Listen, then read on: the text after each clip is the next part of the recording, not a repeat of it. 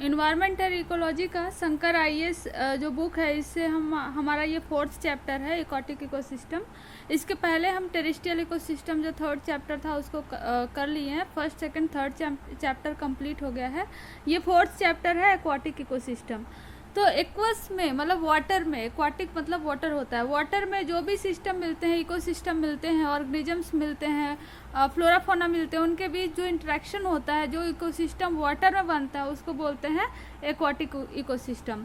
तो इसमें बहुत सारे टर्म्स हैं जो जानना बहुत ज़रूरी है, और इवन डायरेक्टली टर्म्स को ही उठा के यूपीएससी में, इवन यूपीपीसीएस में डायरेक्टली इस टर्म को उठा के पूछा हुआ सवाल है।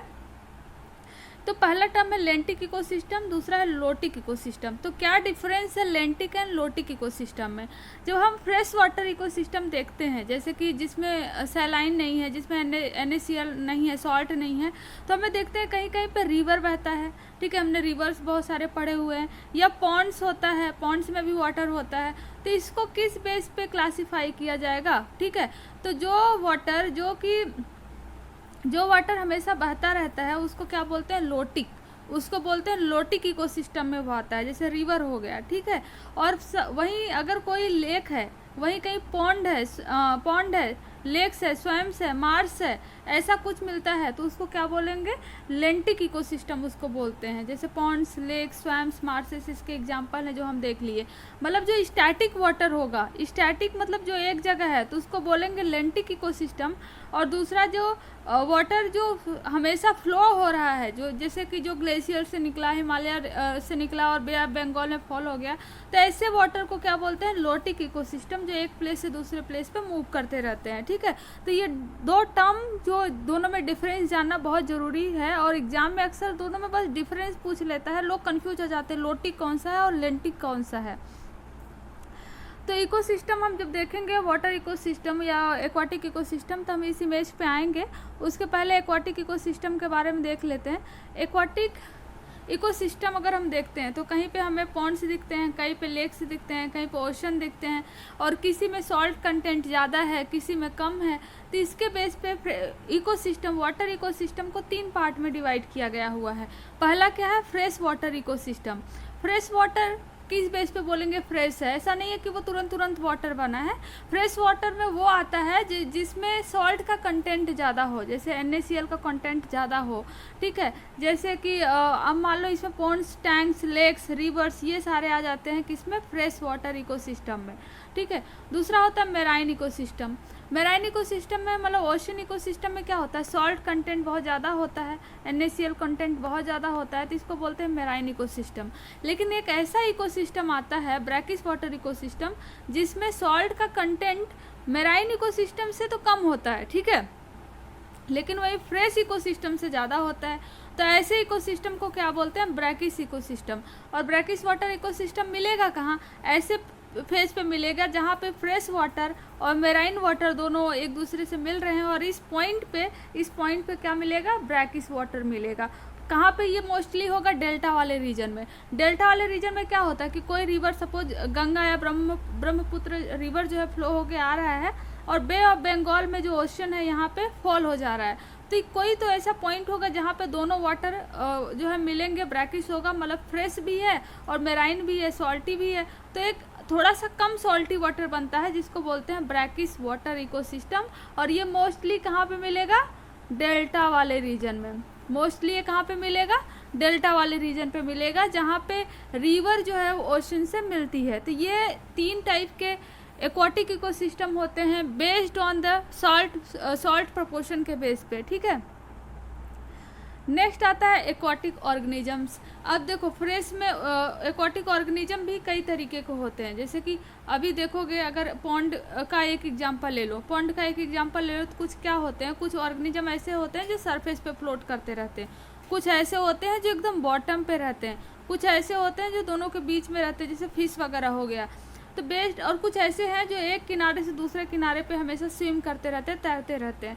तो ये कहाँ पे लोकेटेड हैं, कहाँ पे तैर रहे हैं, इसके बेस पे ऑर्गेनिजम्स को भी कई पार्ट में डिवाइड किया हुआ है, ऑर्गेनिज्म को कई पार्ट में क्लासीफाई किया हुआ है। ठीक है, एक्वाटिक ऑर्गेनिजम्स को इनको 5 पार्ट में डिवाइड किया गया है। ये देखते हैं। पहला है न्यूस्टॉन।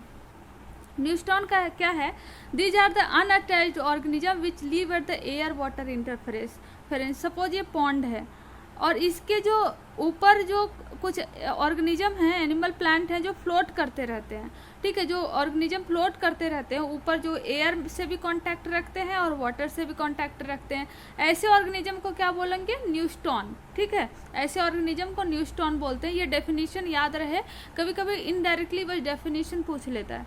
नेक्स्ट आता है पेरीफाइटन। नाम जैसे पेरीफाइटन मतलब पेरीफेरी, ऐसे सपोज एक लेक ले लो और कोई तो ऐसा ऑर्गेनिज्म होता है, प्लांट होता है, जो प्लांट होते हैं वो जब बॉर्डर एरिया पे होते हैं जहाँ पे वाटर भी से भी कांटेक्ट रहता है उनका और जो लैंड एरिया है उससे भी कांटेक्ट रहता है, तो इनके जो रूट होते हैं वो काफ़ी बड़े होते हैं और रूटेड प्लांट बनाते हैं ये।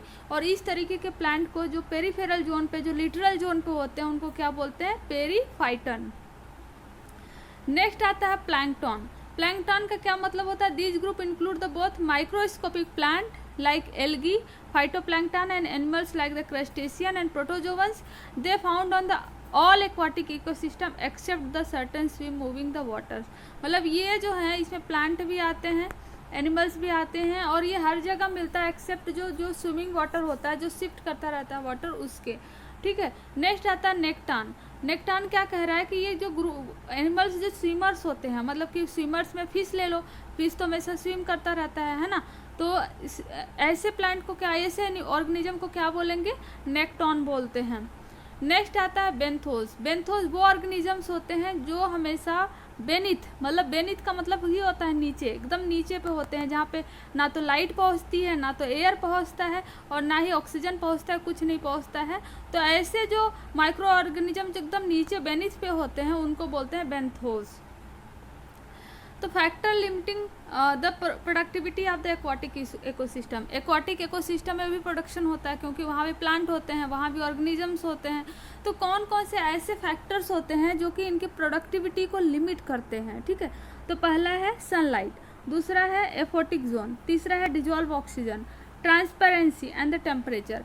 ये कैसे जो है कि लिमिट करते हैं कि सपोज कोई पॉन्ड है, ठीक है, तो पॉन्ड के जो ऊपर का 200 मीटर का जो जोन होता है, यहाँ पे डायरेक्टली सन रेप पड़ती है, ठीक है। तो ये ऐसे 200 मीटर के जो जोन होते हैं उनको क्या बोलते हैं, फोटिक जोन। फोटिक जोन जो होते हैं यहाँ पे प्रोडक्टिविटी सबसे ज़्यादा होती है और इनके बिलो वाला जो जोन होता है जहाँ पे लाइट नहीं पहुँचती, that is called the aphotic zone. Aphotic zone में प्रोडक्टिविटी बहुत कम होती है। फिर सनलाइट की बात करें तो सनलाइट भी यही 200 मीटर तक पहुंचती है। डिजॉल्व ऑक्सीजन की बात करें तो जब ऊपर का लेयर जो है वो सबसे पहले गर्म होता है, तो वो जब गर्म होने के बाद फिर वो ऊपर उड़ता है और वाटर सर्कुलेशन जो है वो प्रॉपर होता है, मतलब कि जो ठंडा होगी एयर, ठीक है, ठंडा होने के बाद एयर नीचे की तरफ मूव करेगा और नीचे की गर्म हवाएं जो है वो गर्म वाटर जो है वो ऊपर की तरफ मूव करेंगी। तो एक सर्कुलेशन जो होगा वो ऊपर ज़्यादा होता है क्योंकि वो ज़्यादा ही टेम्परेचर के कांटेक्ट में है, तो यहाँ पे प्रोडक्टिविटी ज़्यादा होती है ऊपर।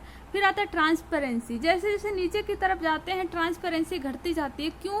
क्योंकि यहाँ पे सिल्ट, क्योंकि यहाँ पे बहुत ज़्यादा जो सॉयल पार्टिकल हैं, रॉक पार्टिकल हैं, वो ज़्यादा देखने को मिलेंगे, तो इसलिए ट्रांसपेरेंसी नीचे घटने के साथ साथ इनकी प्रोडक्टिविटी भी घटती है। फिर टेम्परेचर हमने देख लिया कि जब जैसे ही ऊपर सनलाइट तो डायरेक्ट ऊपर सरफेस पे फॉल हो रहा है और जैसे जैसे नीचे की तरफ मूव करेंगे सनलाइट जो है वो डिक्रीज होती जाती है, टेम्परेचर कम होता जाता है और प्रोडक्टिविटी कम होती जाती है। तो ये सारे फैक्टर्स हैं जो लिमिट करते हैं एक्वाटिक जो हैबिटेट है उनके प्रोडक्टिविटी को, ठीक है। नेक्स्ट आता है लेक। लेक अगर देखें तो इंडिया में Indian national lake conservation programme start किया गया था under the ministry of environment and forest के अंदर में, और इन्होंने एक लेक का डेफिनेशन दिया कि लेक जो होगा वो स्टैंडिंग वाटर बॉडी होगा, मतलब लेक वो होंगे जो कि स्टैंड होगा, ऐसा नहीं कि वाटर मूव कर रहा है एक जगह से दूसरी जगह पे। अगर ज़्यादा वाटर एक जगह से दूसरी जगह पे मूव कर रहे तो वो रिवर हो जाता है, लेक नहीं होता है वो, ठीक है। और कम से कम 300 मीटर्स उसकी डेप्थ होनी चाहिए, मतलब 3 मीटर 3 मीटर तक डेप्थ हो, स्टैंडिंग वाटर हो, ठीक है, और 10 हेक्टेयर कम से कम वो उसका जो एरिया हो, तब उसको क्या बोला जाएगा, लेक बोला जाएगा। और इसमें बहुत ज़्यादा ऐसा नहीं होता कि बहुत ज़्यादा प्रोडक्टिविटी होती है लेक में, ठीक है। और उसके बाद एजिंग ऑफ द लेक आता है। तो एजिंग ऑफ द लेक का क्या होता है कि इनिशियली जब भी कोई आर्टिफिशियल लेक सपोज बनता है तो वहाँ पे प्रोडक्टिविटी कम होती है, लेकिन टाइम के साथ साथ क्योंकि रन ऑफ होकर एग्रीकल्चर जो न्यूट्रिएंट्स हैं, फॉस्फेट, नाइट्रेट, ये सारे आते हैं, प्रोडक्टिविटी बढ़ती है। तो इसी के साथ इनकी एजिंग भी बढ़ती जाती है जो लेक होते हैं, क्योंकि यहाँ पे अब डिफरेंट प्रोसेस देखने को मिलेगा कि पोल्यूशन हो रहा है, यूट्रिफिकेशन हो रहा है, तो इसी के साथ लेक की एजिंग बढ़ती है, ठीक है। इंडिया में लेक की बात करें, इंडिया में लेक कहाँ मिलती है, कितना मिलता है, तो सबसे ज़्यादा जो नेचुरल लेक होते हैं इंडिया में मोस्टली जो है वो आर्टिफिशियल लेक हैं, और मोस्टली जो नेचुरल लेक हम देखें तो हिमालयन रीजन पे देखने को मिलेगा। इसके पीछे वजह है कि जब ग्लेशियर ऊपर से आता है, ग्लेशियर जब ऊपर से आता है तो वो इतना तेज़ी से फ्लो करता है कि कहीं कहीं पे बहुत काफ़ी बड़े बड़े लेक्स बन जाते हैं। फिर आता है flood plains of Ganga and Brahmaputra, ठीक है। तो जो यूपी, उत्तराखंड, यूपी, बिहार वाला जो जोन है, वेस्ट बंगाल वाला जो जोन है, जहाँ से गंगा एंड ब्रह्मपुत्रा रिवर अगर देखें तो वेस्ट बंगाल से होकर जहाँ से बह के आती है, तो यहाँ पे लेक्स देखने को मिलते हैं जो कि इसके वाटर से फिल होते हैं, जो कि गंगा और ब्रह्मपुत्रा के वाटर से फिल होते हैं, ठीक है। सेमी एरिड और एरिड रीजन में हम देखें तो सेमी एरिड जोन कौन सा है? सेमी एरिड जोन वो होता है जैसे गुजरात वाला जोन, राजस्थान वाला जोन, जहाँ पे डिजर्ट्स ज़्यादा मिलते हैं, उधर सेमी एरिड जोन होता है, क्योंकि शैडो एरिया होता है, रेन शैडो एरिया होता है, दैट इज मतलब इसको सेमी एरिड जोन बोलते हैं। तो यहाँ पे मोस्टली क्या देखने को मिलेगा, जो लेक्स होंगे वो कंस्ट्रक्टेड होंगे, दैट मीन्स ह्यूमन मेड होंगे, आर्टिफिशियल लेक्स होंगे, ठीक है। और लेक सुदर्शन इन गुजरात, गिरनार में देखें, गिरनार में एक लेक है जिसका नाम है सुदर्शन, ये ओल्डेस्ट मैन मेड लेक है, अभी तक का सबसे ओल्डेस्ट मैन मेड लेक यही माना जाता है, ठीक है। तो ये है। और नेक्स्ट हम देखें कि लेक के अलावा, लेक ऐसा नहीं है कि बस इसमें फ्रेश वाटर ही होगा, लेक में ब्रैकिश वाटर भी होता है, लेक में सॉल्ट वाटर मतलब ओशन वाटर भी होता है, और लेक में फ्रेश वाटर भी होता है। तो लेक तीनों तरीके हो सकते हैं। लेक दो तरीके के होते हैं, एक तो ऑलिगोट्रॉपिक लेक और दूसरे यूट्रॉपिक लेक। तो दोनों में क्या डिफरेंसेस हैं, ये अक्सर एग्जाम में पूछता है कि डिफरेंसेस क्या ऑलिगोट्रॉपिक लेक और यूट्रॉपिक लेक में। तो पहला पैरामीटर्स देखें क्या क्या डिफरेंस है। एक्वाटिक प्लांट अगर प्रोडक्शन देखें तो ऑलिगोट्रॉपिक लेक में बहुत कम प्रोडक्शन होता है, प्लांट प्रोडक्शन, और यहाँ पे यूट्रॉपिक में प्रोडक्शन तो होता है, लेकिन बाद में यूट्रिफिकेशन जब होता है, जब पोल्यूशन होता है, तो उसके बाद इसकी प्रोडक्टिविटी घट जाती है। फिर एक्वाटिक एनिमल प्रोडक्शन देखें तो यहाँ पे लो होता है, और यहाँ पे भी तो होता है, लेकिन बाद में यूट्रिफिकेशन की वजह से घट जाती है, जैसे प्लांट का होता है। फिर ऑक्सीजन का लेवल देखें तो यहाँ पे हाइपोलिम्नियन क्या होता है, सपोज कोई लेक है, ठीक है, सपोज कोई लेक है और इसका जो ऊपर वाला रीजन है जहाँ तक लाइट पहुँचता है, दैट इज कॉल्ड द पेरिलेम्नियन, लेकिन जो बिलो वाला रीजन है तो उसको क्या बोलते हैं, हाइपोलिम्नियन। तो यहाँ पे ऑक्सीजन प्रेजेंट होता है और यहाँ पे यूट्रॉपिक में ऑक्सीजन एब्सेंट होता है। डेप्थ अगर हम देखें तो ये बहुत टेंड टू बी डीपर, मतलब बहुत डीपर होता है, और ये सैलोवर होता है थोड़ा, ठीक है। वाटर क्वालिटी देखें, डोमेस्टिक इंडस्ट्रियल यूजेस के लिए ये गुड होता है, और ये ख़राब होता है यूट्रॉपिक वाला, क्योंकि यूट्रिफिकेशन के बाद वाटर वो यूज़ करने लायक नहीं बचता है। टोटल सॉल्ट कंडक्टेंस देखें तो यूजुअली यहाँ पे लो होता है और यहाँ पे हाई होता है। Number of plant and the animal species देखें तो यहाँ पे बहुत होते हैं, यहाँ पे कम होते हैं। तो ये फीचर्स डिफरेंसेस हैं, ठीक है। नेक्स्ट आता है हमारा eutrophication. It is the very important topic for the UPSC. हमेशा यहाँ से लगभग यहाँ से पूछता रहता है, प्रीलिम्स में भी, मेंस में भी यूट्रिफिकेशन पूछता है, और इवन द यूपी पीसीएस में भी बहुत ज़्यादा इससे पूछता है, और पीसीएस के सारे एग्जाम्स में यूट्रिफिकेशन से पूछते हैं। यूट्रिफिकेशन में होता क्या है, प्रोसेस क्या है यूट्रिफिकेशन को, इसको हम इमेज से समझते हैं। सपोज ये लेक बना या सपोज ये पॉन्ड बना, ठीक है। पॉन्ड बनने के बाद इसमें क्या होता है कि इनिशियली ये यहाँ पे प्योर वाटर आया, मतलब फ्रेश वाटर आया, कोई भी पॉल्यूशन नहीं है, ना ही उतना प्रोडक्टिविटी है। फिर धीरे धीरे क्या होता है कि जो बगल के कुछ जो एग्रीकल्चर जहाँ पे होते हैं, वहाँ पे जब फर्टिलाइज़र यूज़ करते हैं, नाइट्रेट, फॉस्फेट, तो जब बारिश में क्या होता है कि ये नाइट्रेट फॉस्फेट जो है वो रन ऑफ होके इस लेक में आ जाते हैं। अब यहाँ पे नाइट्रेट और फॉस्फेट जब रन ऑफ होके आ जाएंगे, ठीक है, तो नाइट्रेट एंड फॉस्फेट की वजह से क्या होगा कि वहाँ पे प्लांट ज़्यादा ग्रो करेंगे, ज़्यादा उनको न्यूट्रिएंट्स मिलेगा, भले वो पोल्यूशन से आए कैसे आए, और प्लांट ज़्यादा ग्रो करेंगे तो उन पे डिपेंडेंट जो एनिमल्स होंगे वो भी ज़्यादा बढ़ेंगे। तो मतलब माइक्रो ऑर्गेनिज्म, प्लांट्स, एनिमल्स सब कुछ एक्सेस अमाउंट में यहाँ पे ग्रो करने लगेगा। एक्सेस अमाउंट में ग्रो करेगा कुछ टाइम तक, लेकिन आफ्टर द सम टाइम इनका जब ये जब डाई करेंगे, जब मतलब कि जब इनका डिकेइंग प्रोसेस होगा, तो डिकेइंग प्रोसेस हमें पता है कि कैसे होता है। डिकम्पोजिशन प्रोसेस में माइक्रो ऑर्गेनिज्म इन्वॉल्व होते हैं, ठीक है, जैसे फंजाई, बैक्टीरिया, ये सारे इन्वॉल्व होते हैं। और इनको डिकम्पोज करने के लिए किस चीज़ की ज़रूरत होती है? ऑक्सीजन की ज़रूरत होती है। तो एक तो इनको मतलब कि रेस्पिरेशन के लिए भी इनको ऑक्सीजन चाहिए, दूसरे इनको डिकम्पोजिशन के लिए ऑक्सीजन चाहिए। तो ये सारे ऑक्सीजन को यूटिलाइज कर देते हैं डिकम्पोजिशन में। डिकम्पोजिशन में यूटिलाइज कर देंगे तो यहाँ पे ऑक्सीजन लेवल जो है वो क्या होगा? एकदम कम हो जाएगा इस पॉन्ड में, और सारे जो फिशेस हैं यहाँ पे ऑक्सीजन कम होगा, जो फिश हैं, जो ऑर्गेनिजम्स हैं, वो सारे के सारे डाई कर जाएंगे। तो इसी प्रोसेस को क्या बोलते हैं? यूट्रोफिकेशन बोलते हैं। और समटाइम्स इतना ज़्यादा एल्गल ब्लूम्स ऊपर हो जाते हैं यहाँ पे सरफेस पे कि ऊपर से ऑक्सीजन, सनलाइट वगैरह भी नीचे की तरफ नहीं आ पाता, और नीचे के जितने भी ऑर्गेनिजम्स है, प्लांट है, सब के सब जो है वो जो है कि डाई कर जाते हैं, डाई मतलब उनका सबका डेथ हो जाता है। तो ये जो है यूट्रोफिकेशन है।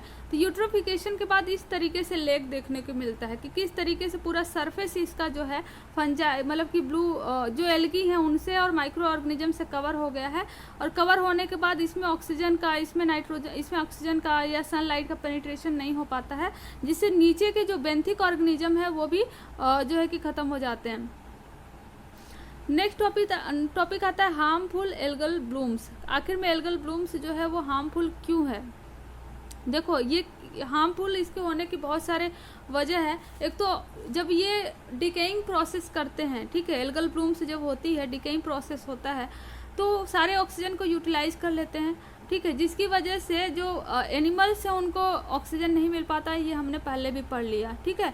और इसी वजह से कलर जनरेट हो जाते हैं। अक्सर हम देखते हैं कि कलर्स जो है वो ब्लू कलर या रेड कलर में या तो ब्राउनिश कलर में जनरेट होते हैं, जिसको रेड टाइड भी बोलते हैं। इसका इमेज हम देख सकते हैं यहाँ पे रेड टाइड देखने को मिलता है। ये कुछ नहीं, ये माइक्रो ऑर्गेनिज्म है।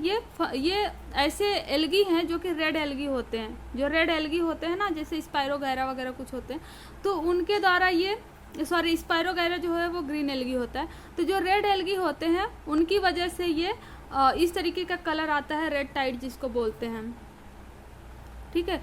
फिर आता है what are the causes of the blooms. Blooms के क्या कॉजेज होते हैं? तो ये हम तो देख लिए कि ब्लूम्स के क्या कॉजेज होते हैं। एक तो न्यूट्रिएंट कंसंट्रेशन इतना ज़्यादा बढ़ जाता है, और सैलिनिटी और टेम्परेचर अपने ऑप्टिमम लेवल पे होता है। तो जब भी कोई चीज़ ऑप्टिमम लेवल पे होगा, प्रॉपर उनको कंडीशन मिल रहा है, क्लाइमेटिक कंडीशन मिल रहा है, तो वो ज़्यादा ही वहाँ पे जो लिमिटेशन है उनका, उससे ज़्यादा ग्रो करेंगे। और उससे ज़्यादा ग्रो करेंगे तो इस तरीके की जो है हो रही है एल्गल ब्लूम, वो हो जाती है, ठीक है। और जिसकी वजह से खासकर जो बड़े बिग जो फिशेस होते हैं, ऑर्गेनिजम्स होते हैं, एनिमल्स होते हैं वाटर में, मतलब कि वो भी ख़त्म हो जाते हैं। और टोटली जो पॉन्ड है या लेक है वो टोटली जो है कि मतलब कि फिर धीरे धीरे क्या होता है कि ये ऑर्गेनिज्म डीके होंगे तो सेडिमेंट डिपॉजिट होगा।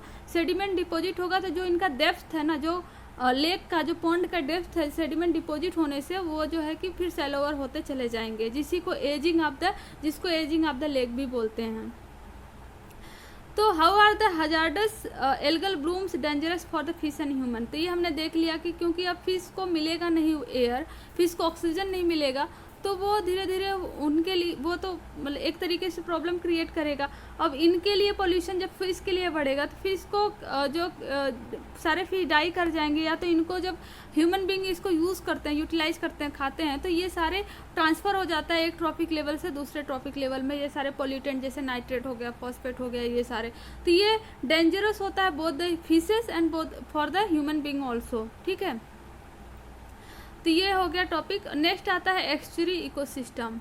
एस्चुरी इकोसिस्टम में क्या होता है? एस्चुरी हमने देखा कि जहाँ पे फ्रेश वाटर और मतलब फ्रेश वाटर कौन, रिवर जहाँ पे सी से मिलता है, ओशन से गिरता है। सपोज यहाँ पे गंगा रिवर बह के आ रही है और ये बे ऑफ बंगाल वाला जोन है, ठीक है। 1 सेकेंड, यहाँ पे गंगा रिवर आ रही है और बे ऑफ बंगाल वाला जोन है, और यहाँ पे फॉल हो रही थी। जिस प्लेस पे गंगा रिवर फॉल होती है, इससे यहाँ पे डेल्टा बनाती है। डेल्टा क्या होता है? मतलब कि इस ट्रांजिशन जोन को, वाटर का transition zone, fresh water and brackish water मतलब ओशन वाटर के ट्रांजिशन जोन को ही एस्चुरी बोलते हैं, और यहाँ पे डेल्टा का फॉर्मेशन होता है, ठीक है। तो जहाँ पे रिवर्स मीट होता है सी से, वहाँ पे एस्चुरी बनता है। और अगर हम एस्चुरी देखें तो ईस्टर्न कोस्ट पे, इंडिया के ईस्टर्न जो ये कोस्ट है, यहाँ पे जितना ज़्यादा एस्चुरी देखने को मिलता है, वेस्टर्न कोस्ट पे कम एस्चुरी देखने को मिलता है। इसका भी बहुत सारे वजह हैं कि जो बड़े बड़े रिवर्स हैं, चाहे गंगा हो चाहे ब्रह्मपुत्रा हो, वो सारे ईस्टर्न कोस्ट में फॉल होते हैं, मतलब बे ऑफ बंगाल में फॉल होते हैं। और जो कुछ रिवर्स हैं जो यहाँ पे वेस्टर्न कोस्ट में फॉल होते हैं, और यहाँ पे इसलिए यहाँ पे जो है कि ज़्यादा एस्चुरी देखने को मिलता है। ठीक है, तो कैरेक्टरिस्टिक क्या है इसके, तो estuary is semi enclose coastal body of water with one और मोर रिवर्स और स्ट्रीम फॉलोइंग इट टू, मतलब कि जहाँ पे जो सी का माउथ है जिसमें वाटरफॉल होता है उसको बोलते हैं। तो यही मेन इसका कैरेक्टर है। और ये मोस्ट प्रोडक्टिव रीजन है, most productive region as it receive the high amount of nutrients from the fresh and the marine water, मतलब फ्रेश वाटर से भी इसको न्यूट्रिएंट्स मिल रहा है, मेराइन वाटर से भी न्यूट्रिएंट मिल रहा है। तो हाईली जो है प्रोडक्टिव एरिया माना जाता है एस्चुरी को।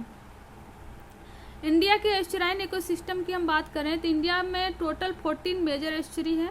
ठीक है, 14 मेजर एस्चुरी है और 44 मीडियम एस्चुरी है, 162 माइनर जो रिवर हैं वो फॉल होती हैं, जिसकी वजह से अगर देखें तो 14 मेजर एस्चुरी देखने को मिलेगा, 44 मीडियम और 162 छोटे छोटे एस्चुरी भी, माइनर एस्चुरी भी देखने को मिलते हैं। ठीक है, यहाँ पे क्या होता है कि क्योंकि इकोसिस्टम दो तरीके के इकोसिस्टम मिल रहे हैं, फ्रेश वाटर और ब्रैकिश वाटर, तो इनकी जो फिजिकल केमिकल प्रॉपर्टीज़ हैं दोनों की वेरी करती हैं। और इस पर्टिकुलर इस वेरिएशन की वजह से कुछ ऐसे ऑर्गेनिजम्स यहाँ पे पाए जाते हैं जो कि यूनिक होते हैं, जो कि ना तो फ्रेश वाटर में मिलते हैं और ना ही ओशन वाटर में मिलते हैं। ठीक है, नेक्स्ट आता है difference between the lagoon and estuary. Lagoon और एस्चुरी में डिफरेंस क्या है? देखो दोनों में बेसिक क्या डिफरेंस है। सपोज ये कोई रिवर, ये मतलब इंडिया का जो सदर्न पोर्शन है ये है, ठीक है, और यहाँ पे कोई रिवर आ रही है और यहाँ पे फॉल हो रही है, यहाँ पे पूरा ओशन का माउथ है, ओशन है यहाँ पे। तो इस चीज़ को, इस पॉइंट पे क्या बनेगा? एस्चुरी बनेगा। मतलब जहाँ पे फ्रेश वाटर और जहाँ पे जो है कि मेराइन वाटर दोनों पे मिल रहा है, ब्रैकिश वाटर बन रहा है, प्रोडक्टिविटी ज़्यादा है, तो यहाँ पे एस्चुरी बन रहा है। लेकिन सपोज ये मान लो कि यहाँ पे जो केरला वाला रीजन है, यहाँ पे इस तरीके से कुछ इनलेट बन गया है, मतलब कि जो एरिया है, जो लैंड है वो अंदर की तरह धंस गया है और सॉल्ट वाटर जो है वो यहाँ तक बह रहा है, और यही सेग्रीगेटेड हो जाता है किसके थ्रू? कोरल के थ्रू। मतलब यहाँ पे आसपास कोरल बन जाते हैं। तो ऐसे वाटर को क्या बोलेंगे? लगून बोलेंगे, लैगून बोलेंगे। और इसका बेस्ट एग्जांपल क्या है? चिल्का लेक। उड़ीसा में जो है चिल्का लेक, इसका बेस्ट एग्जांपल है। चिल्का लेक एक लगून है, और दोनों में समझ में आ गया क्या डिफरेंस है? क्योंकि एक जगह तो बस सॉल्ट वाटर है, लगून में बस सॉल्ट वाटर है, और वहीं एस्चुरी में देखोगे तो दोनों फ्रेश वाटर और सॉल्ट वाटर दोनों है। तो प्रोडक्टिविटी लगून की ज़्यादा होगी या एस्चुरी की ज़्यादा होगी? तो प्रोडक्टिविटी जो होगी वो ज़्यादा होगी एस्चुरी की। लेकिन अगर यहाँ पे कोरल रीफ है यहाँ पे, तो इसकी प्रोडक्टिविटी भी लगून की काफ़ी ज़्यादा होती है। ठीक है, तो ये दोनों में मेन डिफरेंसेस है। नेक्स्ट आता है मैंग्रोव्स। मैंग्रोव्स में क्या होता है?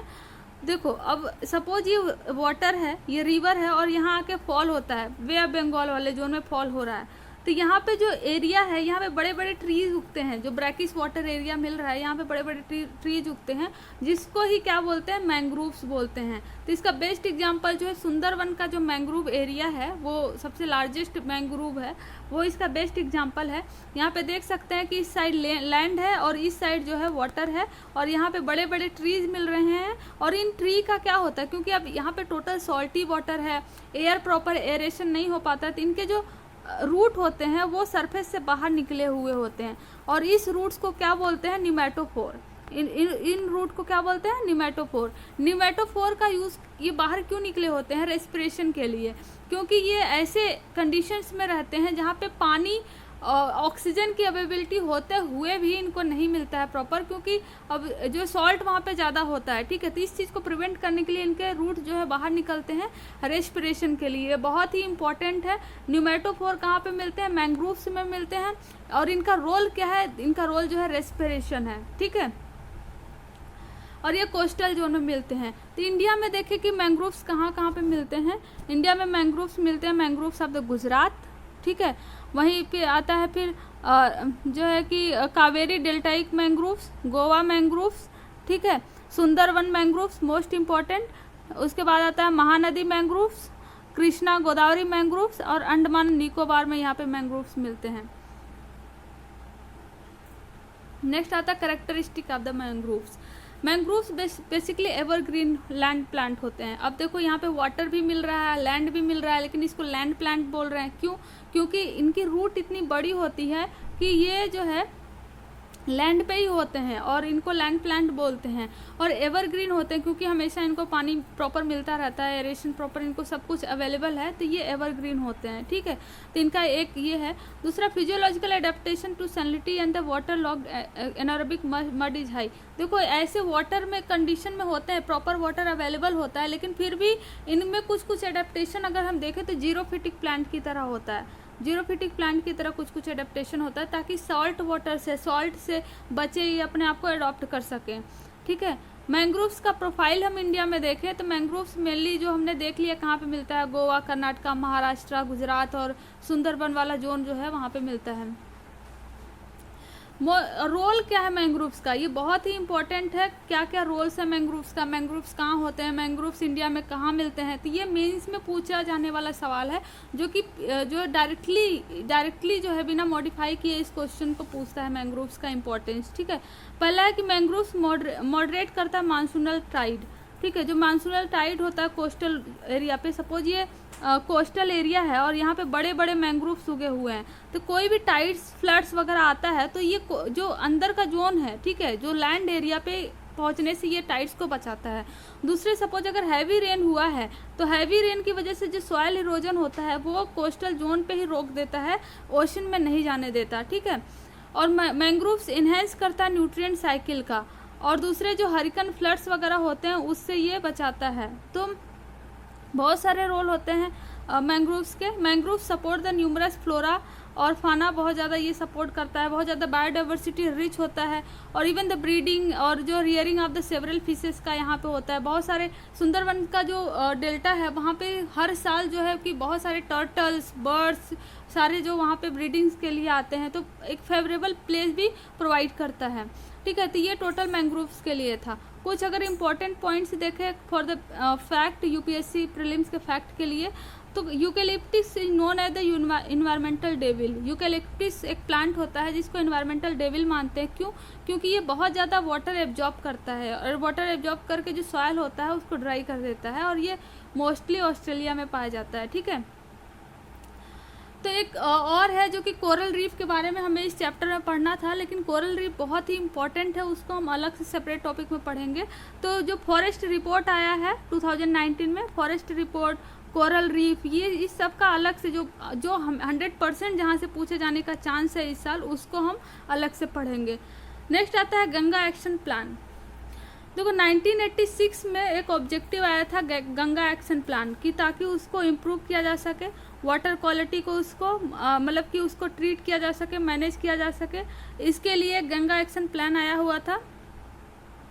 और गंगा एक्शन प्लान को बेहतर बनाने के लिए फिर 2009 में एक मिशन आया था कि मिशन गंगा क्लीन। ठीक है, मिशन गंगा की क्लीन के अंदर ही फिर बाद में चल के नमामि गंगा प्रोग्राम चलाया गया, और इस पे बहुत ज़्यादा पैसे भी खर्च हुए, और इस साल भी काफ़ी नमामि गंगा प्रोग्राम जो है न्यूज़ में था। इसमें किसको किसको कहाँ कहाँ पे वाटर को, गंगा को प्योरीफाई करने का या गंगा को प्रोटेक्ट करने की बात की गई है। केदारनाथ में, हरिद्वार में, कानपुर, वाराणसी, इलाहाबाद, पटना, दिल्ली एंड यहाँ पे जो जहाँ से गंगा बहती है वहाँ पे जो घाट एरिया होते हैं उनमें पोल्यूशन को कम करने के लिए नमामि गंगे प्रोग्राम को चलाया गया हुआ है। ठीक है, और इसी के अंदर बहुत सारे प्रोग्राम्स भी चलाए गए हैं नमामि गंगे के अंदर में। एक तो निर्मल धारा, मतलब इंश्योर करना कि सस्टेनेबल म्यूनसिपल जो स्वेज है वो जो है वाटर में, गंगा में फ्लो ना हो। फिर निर्मल धारा मतलब मैनेजिंग इंडस्ट्रियल डिस्चार्ज को गंगा में जो है फ्लो करने से रोके। ठीक है, अविरल धारा, निर्मल धारा मतलब managing Suez from the rural area, ensuring the ecological regeneration by the conservation of the aquatic life and the biodiversity, promotion of the tourism and the shipping in the relation and the rational and the sustainable manner। और उसके बाद clean Ganga fund, इसके गंगा को जो है कि नमामि गंगे के लिए क्लीन गंगा फंड को भी स्टार्ट किया गया, जिसमें बहुत सारे NRI, PIO ये सारे फंड प्रोवाइड करते हैं। तो ये कुछ इम्पोर्टेंट फैक्ट था जो कि गंगा, रिवर गंगा के ऊपर जो जानना ज़रूरी था। तो टोटल ये आज इस चैप्टर का लेक्चर था। इसमें बस एक ही बचता है क्या, कोरल रीफ। और कोरल रीफ से सवाल आता ही आता है, मेंस में नहीं तो प्रीलिम्स में हमेशा आता है। और एक फॉरेस्ट रिपोर्ट जो आया है, इस दोनों को हम अलग से करेंगे।